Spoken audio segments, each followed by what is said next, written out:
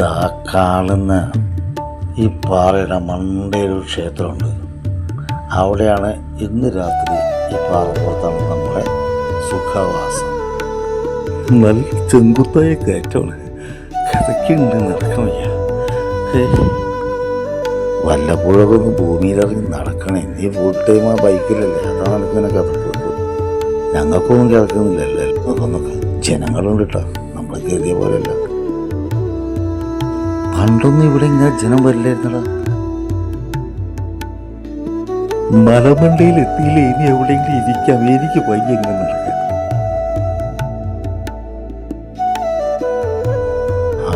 ഇവിടെ എങ്ങനെ ഇരിക്കാം നമുക്ക്. ഇവിടെ നല്ല രസമുണ്ട് കാണാൻ. ഇവിടെ ഇരുന്നാലോ? ഇവിടെ ഇരിക്കാം. ഇത് ഇവിടെ തന്നെ. ഇവിടെ നല്ല കാറ്റില്ലേ. ഇവിടെ ഉച്ചയ്ക്ക് നല്ല കാറ്റാണ്. ഇതാ നോക്ക്, ആൾക്കാരെ നോക്ക്, നമ്മളെപ്പോലെ വന്നവരവരൊക്കെ.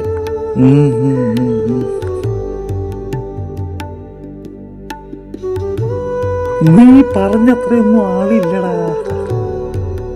നീ ആ കാക്കക്കൂട്ടങ്ങളെ കണ്ടോ? ഇതൊക്കെ പോയി ആ ക്ഷേത്രത്തിലേക്ക് വരുന്ന ആത്മാക്കളാന്ന വിശ്വാസം. ക്ഷേത്രം വിപുലമായി വരുന്നുണ്ടല്ലോ.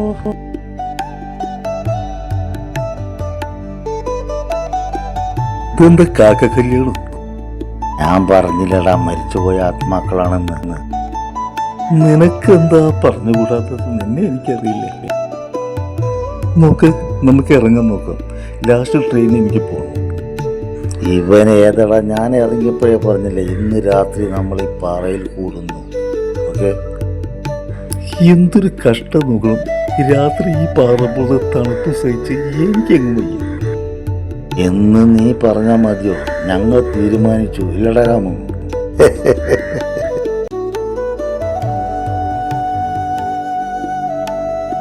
സന്ധ്യേ കണ്ണീരിതിന്തേ സന്ധ്യേ. സന്ധ്യയായടാ, നമുക്ക് സന്ധ്യാക്ഷരി ചൊല്ലിക്കളിച്ചാലോ? നേരം വെളുക്കോളം സമയമുണ്ടല്ലോ.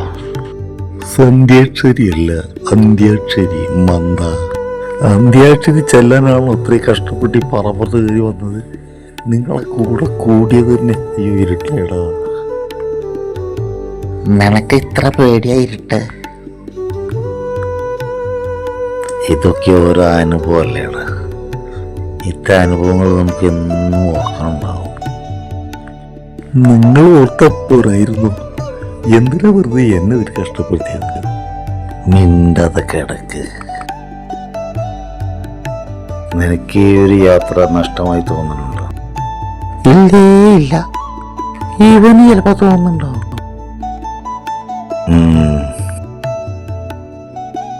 അവന് തോന്നാൻ സാധ്യതയുണ്ട്.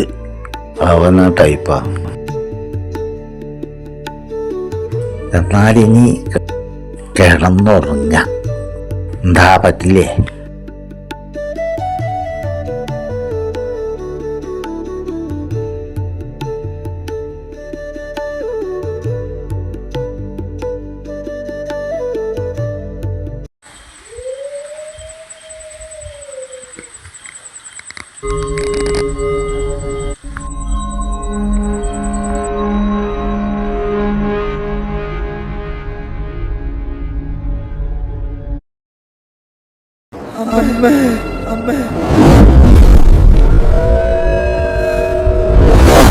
ആരാ നിങ്ങള്?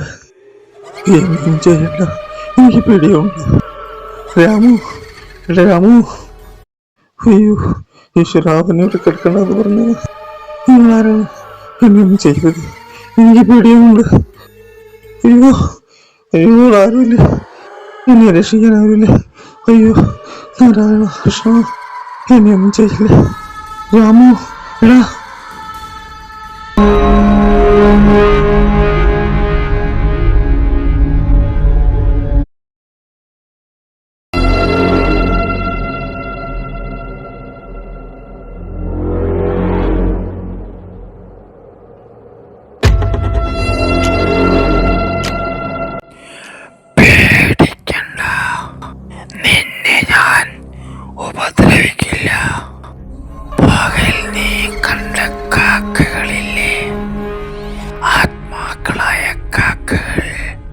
അതിലെ ഒരു കാക്കയാണ് ഞാൻ. സഹസ്രാബ്ദങ്ങൾക്ക് മുൻപ് ഈ നാട് ഭരിച്ചിരുന്ന രാജാവിന്റെ കൊട്ടാരം നർത്തകിയായിരുന്നു എൻ്റെ മകൾ. അവളുടെ ലാസ്യ നടനം കണ്ട് രാജകുമാരൻ അവളിൽ അനുരക്തനായി. അവരെ തമ്മിൽ ഗാഢമായ അനുരാഗമായിരുന്നു. ശ്രദ്ധിച്ചു കേൾക്കുന്ന ഈ കഥ ഞങ്ങളുടെ ദയനീയ കഥ.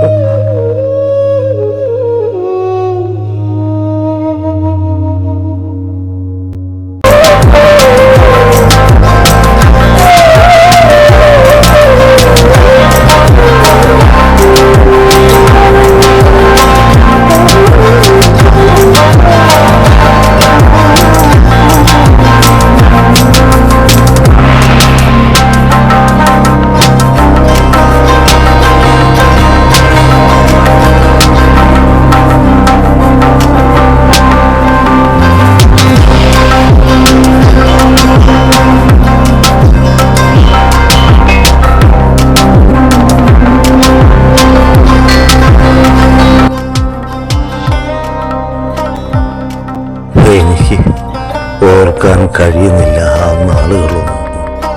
പാവം എൻ്റെ കുഞ്ഞ്.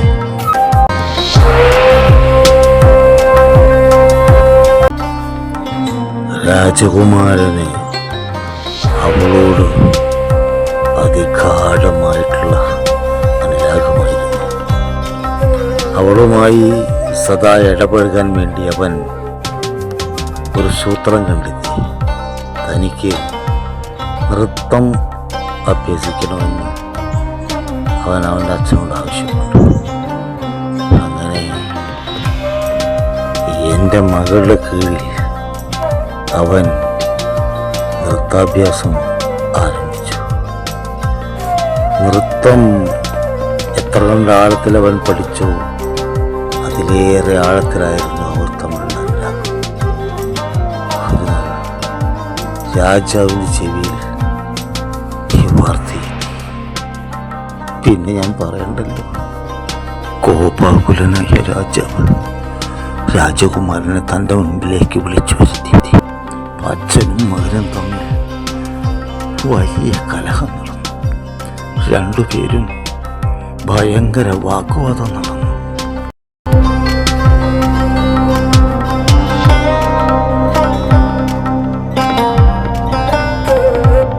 അച്ഛനല്ല ഞാൻ. ഓഹോ, താൻ പിന്നെ ആരാണ്? ഒക്കെ എനിക്കറിയാം. വെപ്പാട്ടിമാർ, ഭാര്യമാർ, രാജാക്കന്മാരെ തോന്നിയവാസം എനിക്ക് പറ്റില്ല. അതൊന്നും രാജനീതിയും രാജഭരണവും ഒന്നും നീ എന്നെ പഠിപ്പിക്കണ്ട. അനുസരണ വേണം. ആരെയാണ് നീ പഠിപ്പിക്കുന്നത്? ഞാൻ ആരെയും പഠിപ്പിക്കാനൊന്നുമില്ല. എനിക്ക് ജീവിക്കണം. അവളുമൊത്ത് എനിക്ക് ജീവിക്കണം. അവൾക്ക് പകരം വേറെ ആരെയും എനിക്ക് സങ്കല്പിക്കാൻ വയ്യ. തരാതരം വെപ്പാട്ടിമാരുള്ള അച്ഛനിതൊന്നും മനസ്സിലാവില്ല. എൻ്റെ കാര്യം ഞാൻ പറഞ്ഞു കഴിഞ്ഞു. എനിക്കെൻ്റെ കോപമടക്കാൻ കഴിയുന്നില്ല. എന്നെ അനുസരിക്കാൻ കഴിയില്ലെങ്കിൽ നീ ഈ രാജ്യം വിട്ടു പോകുന്നതായിരിക്കും നമുക്ക് നല്ലത്. സമ്മതം. എനിക്ക് അവളുടെ കൂടെ ജീവിക്കണം. അതിന് കൊട്ടാരവും പദവിയൊന്നും ഒരു പ്രതിബന്ധമാവരുത്.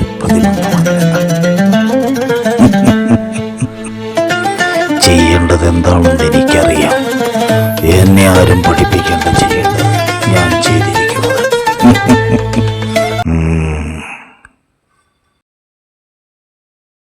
ദുഷ്ടനായ ആ രാജാവ് കൊന്നു കളഞ്ഞെൻ്റെ കുഞ്ഞിനെ.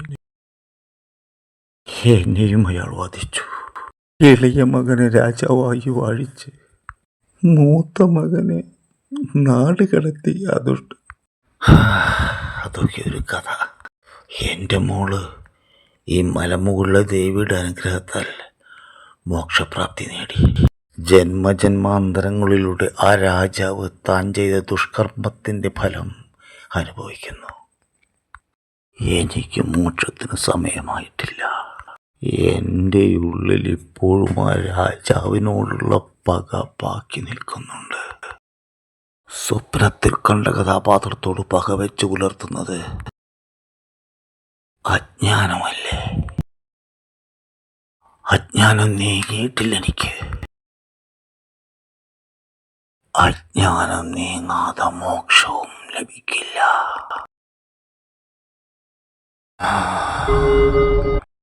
ഇനി നീ സുഖമായി ഉറങ്ങിക്കൊള്ളുക. ഇവിടെ ഈ കണ്ടതെല്ലാം ഒരു സ്വപ്നമായിട്ട് നിനക്ക് തോന്നൂ. ഉറങ്ങിക്കൊള്ളൂ, ഉറങ്ങിക്കൊള്ളൂ.